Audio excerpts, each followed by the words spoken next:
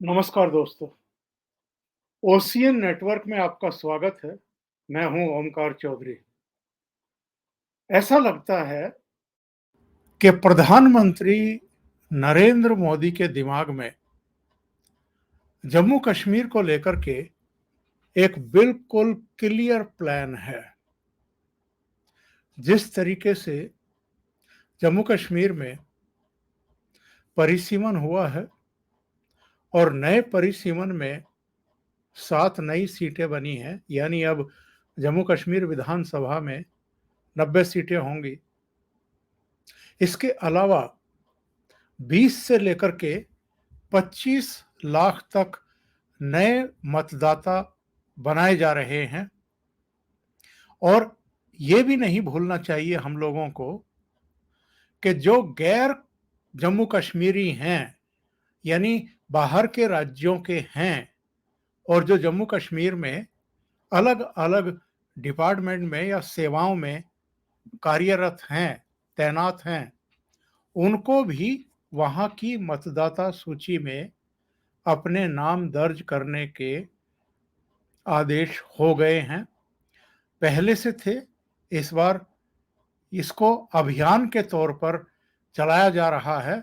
इसका मतलब ये है कि जो जम्मू कश्मीर का घाटी का इलाका था और जो उस क्षेत्र को अब तक बिलोंग करते रहे हैं, वो चाहे अब्दुल्ला फैमिली रही हो, चाहे मुफ्ती फैमिली रही हो, वो ही अब तक खेल करते रहे हैं।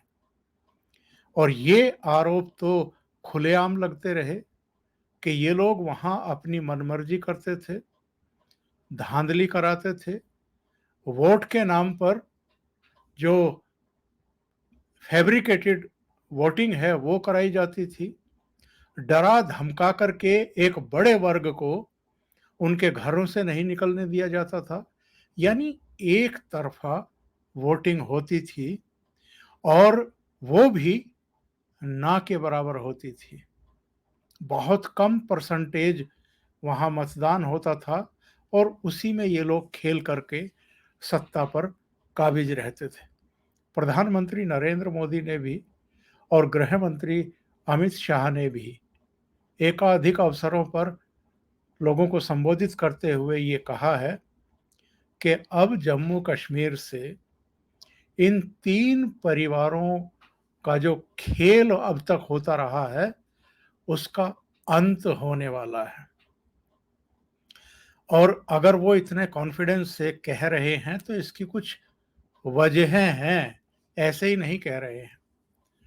370 हटाने और 35 ए को हमेशा के लिए वहां से खत्म करने के बाद जिस तरीके से कांग्रेस ने, वामपंथियों ने, कुछ वहां की क्षेत्रीय पार्टियों ने इसको क्रिटिसाइज किया था और पाकिस्तान के सुर में सुर मिलाया था, वो दौर तो अब खत्म हो चुका है, अतीत बन चुका है, इतिहास की गर्त में कहीं खो चुका है। क्योंकि अगर पाकिस्तान का भी रुख देखें तो आज इमरान खान सत्ता से बेदखल होने के बाद भारत की तारीफ करते हुए दिखाई दे रहे हैं, भारत की विदेश नीति की तारीफ करते हुए दिखाई दे रहे हैं। वहाँ के मौजूदा प्रधानमंत्री प्रधानमंत्री नरेंद्र मोदी की तरफ दोस्ती का हाथ बढ़ा रहे हैं। वो हर मुद्दे पर बातचीत करने के लिए भी तैयार हैं। इसका मतलब ये है कि अब पाकिस्तान भी, ओआईसी भी और जितने भी इनके लग्गे भग्गे थे, वो अब 370 को तूल नहीं देना चाहते हैं। जम्मू कश्मीर के भीतर भी अब चाहे महबूबा मुफ्ती हो, चाहे फारूक अब्दुल्ला, उमर अब्दुल्ला हो, इन्होंने 370 का जिक्र करना बंद कर दिया है।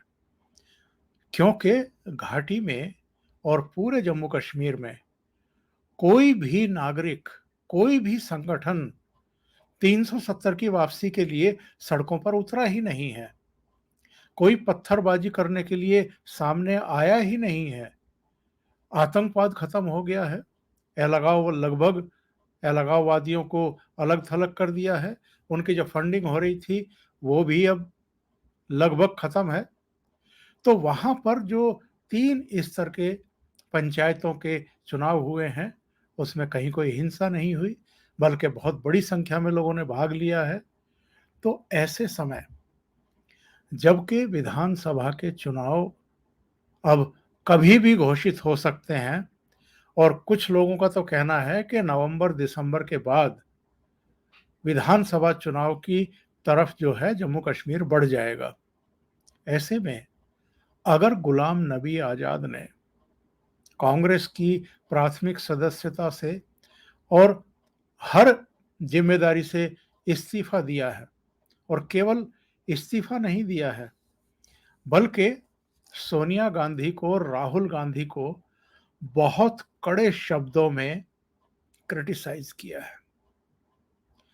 और जब पत्रकारों ने उनसे पूछा कि क्या आप भारतीय जनता पार्टी में शामिल होंगे, तो उन्होंने कहा कि मैं बहुत जल्दी जम्मू कश्मीर जाने वाला हूं और वहां अपनी नई पार्टी बनाऊंगा। यानी गुलाम नबी आज़ाद भी लगभग उसी दिशा में बढ़ रहे हैं, उन्हीं अ, प्रयासों को फलीभूत होते हुए हम देख रहे हैं, जो कैप्टन अमरिंदर सिंह ने पंजाब में किया था। कांग्रेस छोड़ी, कांग्रेस छोड़ने के बाद अपनी नई पार्टी बनाई और नई पार्टी बनाने के बाद भारतीय जनता पार्टी के साथ गठबंधन किया, सीटों का तालमेल किया। पंजाब की जो स्थितियां परिस्थितियां थी, जिस तरीके से 13 महीने तक यहाँ आंदोलन चलवाया गया, इसके अलावा भी भारतीय जनता पार्टी चूंकि वहाँ पर बहुत बड़ी ताकत थी नहीं और 5 साल का करीब-करीब साढ़े 4 साल का जो कैप्टन अमरिंदर सिंह का एज चीफ मिनिस्टर कार्यकाल था, उसको लेकर के जो लोगों की अपनी नाराज़गियाँ थी, उसके चलते पंजाब में कैप्टन अमरिंदर सिंह और भारतीय जनता पार्टी का गठबंधन कुछ ख़ास कर नहीं पाया। लेकिन जम्मू कश्मीर में अगर इतने बड़े बदलाव हो रहे हैं, यानी 20 से 25 लाख नए मतदाता बन रहे हैं, उनमें जो नया खून है 18 से लेकर के 24 साल तक की जिनकी उम्र है, वो जो मतदाता बनेंगे, वो बदले हुए माहौल में क्या फारूक अब्दुल्ला की तरफ जाएंगे, महबूबा मुफ्ती की तरफ जाएंगे, या वहाँ के जो पुराने घिसे-पिटे आजमाए हुए क्षेत्रीय दल हैं उनकी तरफ जाएंगे, या फिर जो नई बयार वहाँ बहती हुई दिखाई दे रही है, जिसकी तारीफ अब पीओजे में, गिलगिट में, बाल्टिस्तान में, पाकिस्तान में भी मीडिया के लोग भी और नागरिक भी करने लगे हैं कि भारत के क्षेत्र वाला जो जम्मू कश्मीर है, वहाँ पर बहुत बड़े पैमाने पर विकास के काम हो रहे हैं। इसके विपरीत पाकिस्तान की कब्जे वाला जो क्षेत्र है, वहाँ पर बहुत बुरे हाल हैं। बिजली, पानी, मेडिकल, एजुकेशन, जो बुनियादी सुविधाएं हैं, उनके लिए भी लोग तरस रहे हैं। इसके विपरीत जम्मू कश्मीर जो भारत का अंग है, उसमें तो बहुत सारे बदलाव भी हुए हैं और काम भी हो रहे हैं। तो वहाँ भी एक मानस बन रहा है, आगे चल कर के अगर वहाँ विद्रोह होने लगे इस बात को लेकर के कि हम तो भारत में ही मिलेंगे, तो इस पर भी किसी को आश्चर्य नहीं होगा। तो ऐसे बदलाव के मौसम में अगर जम्मू कश्मीर में जो सीटों में भी फेरबदल हुए हैं परिसीमन के बाद, और जो नई लीडरशिप वहाँ इवॉल्व हो रही है, आ रही है, इधर गुलाम नबी आज़ाद अगर अपनी नई पार्टी बना रहे हैं, तो ये कहते हुए अब हमें हिचक नहीं है कि जो अपने गलत कामों की वजह से बदनाम हो चुके हैं, यानी मुफ्ती परिवार और अब्दुल्ला परिवार, वो अगर अब जम्मू कश्मीर की राजनीति में इर्रिलीवेंट हो जाए, तो किसी को आश्चर्य नहीं होगा। और भारतीय जनता पार्टी पिछले विधानसभा चुनाव में भी एक बड़ी ताकत बनकर के उभरी थी, खास तौर से घाटी के बाहर। इस बार भी भारतीय जनता पार्टी अगर बड़ी ताकत के रूप में उभरे तो किसी को आश्चर्य नहीं होगा। और घाटी में अगर गुलाम नबी आज़ाद जो नई पार्टी बनाने वाले हैं, वो चुनाव लड़ी ताकत के साथ में, भारतीय जनता पार्टी के साथ गठबंधन बना करके, तो वहाँ फारूक अब्दुल्ला और महबूबा मुफ्ती की जो पार्टी है, वो मिनिमम सीटों पर आ सकती है, यानी उनको बड़ी चोट लग सकती है। ऐसे में वहाँ अगर ज़रूरत पड़ी और किसी मुस्लिम चेहरे को ही आगे करने की स्थितियाँ बनी, तो गुलाम नबी आज़ाद पर प्रधानमंत्री नरेंद्र मोदी दांव लगा सकते हैं। एक आजकल जब से गुलाम नबी आज़ाद ने कांग्रेस पार्टी छोड़ी है, ये कहा जा रहा है कि राहुल गांधी जब भारत जोड़ो अभियान शुरू करने वाला था, तब गुलाम नबी आज़ाद ने सोनिया गांधी को ये 5 पेज की चिट्ठी लिख करके और कांग्रेस पार्टी छोड़ करके बहुत गलत मैसेज दिया है, गलत काम किया है। बहुत सारे लोगों का कहना है और खुद गुलाम नबी आज़ाद ने भी अपनी चिट्ठी के आखिर में लिखा है कि पूरे देश में कांग्रेस को जोड़ने की ज़रूरत है, ना कि भारत को जोड़ने की। और ये जो इस तरह के नारे उछाले जा रहे हैं, जुमले उछाले जा रहे हैं कांग्रेस की तरफ से, ये अब योगेंद्र यादव और कन्हैया कुमार जैसों की सलाह पर उछाले जा रहे हैं। और गुलाम नबी आज़ाद ने तो बहुत बड़े प्रहार किए हैं सोनिया गांधी को लिखी चिट्ठी में। उनमें बहुत सारे मुद्दे उन्होंने उठाए हैं। उन्होंने ये भी कहा है कि पार्टी में जो पहले राहुल गांधी के उपाध्यक्ष बनाए जाने से पहले सलाह मशवरे का एक मैकेनिज्म बना हुआ था, वो राहुल गांधी ने आकर के अपने चापलूसों, अपने नासमझ सलाहकारों, यहाँ तक कि अपने पीए और अपने सुरक्षा कर्मियों के भी कहने पर उसे ध्वस्त कर दिया है। और ये भी कि राहुल गांधी एक अपरिपक्व हैं। उनकी अपरिपक्वता का सबसे बड़ा उदाहरण उन्होंने बताया है कि मनमोहन सिंह की अध्यक्षता में जो अध्यादेश पारित किया था उनकी सरकार ने, उसको मीडिया के सामने राहुल गांधी ने फाड़ करके फेंक दिया था। इसके अलावा गुलाम नबी आज़ाद ने कई ऐसी बातें कही हैं जिनको लेकर के अब 10 जनपद की चापलूस मंडली जो है वो उग्र होती हुई दिखाई दे रही है। यानी गुलाम नबी आज़ाद ने अगर कांग्रेस छोड़ी है, तो वो बहुत रणनीतिक एक दांव आजमा रहे हैं सोनिया गांधी, राहुल गांधी पर अटैक करके। और ये जम्मू कश्मीर में जब भी चुनाव होंगे, भारतीय जनता पार्टी को भी सूट करेगा, गुलाम नबी आज़ाद को भी वो सूट करेगा। उन्होंने साफ तौर पर कहा है कि कांग्रेस ने राष्ट्रीय स्तर पर भारतीय जनता पार्टी को और राज्यों के स्तर पर क्षेत्रीय दलों को अपनी जगह दे दी है। मैं बहुत और से कर से बात कर रहा था तो उनका कहना था कि अब स्थिति ये हो गई है कि सर्व समावेशी जो एक अप्रोच है, वो तो भारतीय जनता पार्टी लेकर के आगे बढ़ रही है। कांग्रेस जिस चीज के लिए पहले जानी जाती थी कि वो सबको साथ लेकर के चलने का दावा करती थी, वो काम तो अब भारतीय जनता पार्टी कर रही है। तो ऐसे में कांग्रेस तो वैसे ही अप्रासंगिक हो गई है।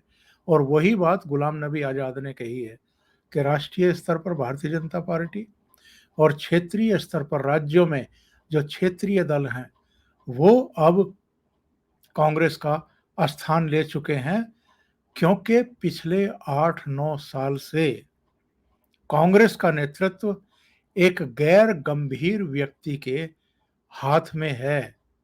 और उन्होंने ये भी कहा कि 2019 के बाद कांग्रेस की स्थिति बदतर हुई है।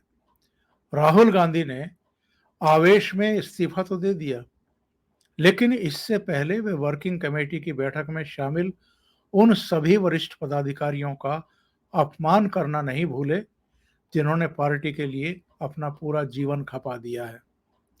और गुलाम नबी आज़ाद ने ये भी कहा है कि दुर्भाग्य से कांग्रेस ऐसी स्थिति में पहुंच चुकी है कि अब बदलाव संभव दिखाई नहीं दे रहा है।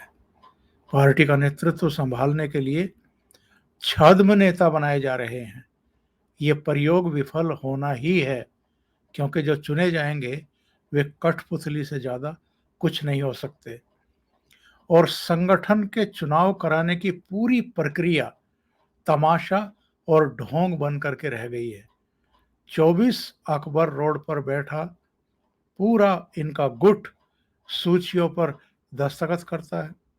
पार्टी के अंदर बड़े पैमाने पर धांधली के लिए खुद कांग्रेस नेतृत्व जो है वो जिम्मेदार है। और 3-4 बातें उन्होंने और बहुत अहम कही हैं। उन्होंने ये कहा है कि जिस रिमोट कंट्रोल मॉडल ने यूपीए सरकार की सत्यनिष्ठा को तबाह किया, वही मॉडल अब कांग्रेस में भी लागू हो गया, यानी संगठन में लागू हो गया।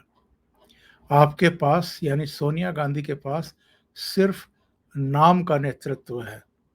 सारे फैसले राहुल गांधी लेते हैं, या इससे भी बदतर स्थिति में उनके सुरक्षाकर्मी और पीए लेते हैं। और कांग्रेस को चलाने वाले गुट के निर्देश पर जम्मू में मेरे नाम की सांकेतिक शव यात्रा निकाल दी गई। ऐसी अनुशासनहीनता करने वालों का दिल्ली में राहुल गांधी ने निजी तौर पर अभिनंदन किया। उसी गुट ने कपिल सिब्बल के आवास पर जाकर के पत्थरबाजी की थी।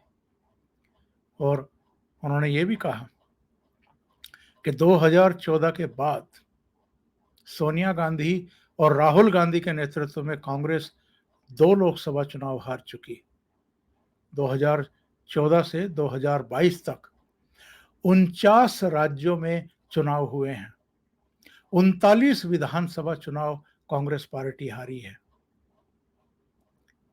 और सिर्फ 2 राज्यों में अब सत्ता में रह गई है और 2 दूसरे राज्यों में वो गठबंधन में रह गई है। और गुलाम नबी आज़ाद ने एक बहुत कड़वी बात कही है।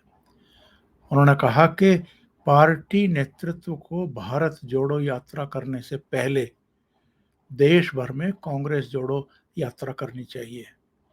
कांग्रेस के अंदर अब उसे चलाने वाले एक गुट को इनका यानी 10 जनपद का संरक्षण प्राप्त है और इसी गुट की वजह से कांग्रेस भारत के लिए क्या सही है इसके लिए लड़ने की इच्छा शक्ति और क्षमता भी खो चुकी है। मैं आपको कुछ आंकड़े देता हूं आखिर में। एनसीपी, उसकी लोकसभा में इस समय 4 सीटें हैं। शरद पवार उसके नेता हैं। वाईएसआर कांग्रेस, उसकी लोकसभा में 22 सीटें हैं। आंध्र प्रदेश, जगन मोहन रेड्डी उसके नेता हैं। टीएमसी, उसकी लोकसभा में 22 सीटें हैं। उसकी नेता ममता बनर्जी हैं।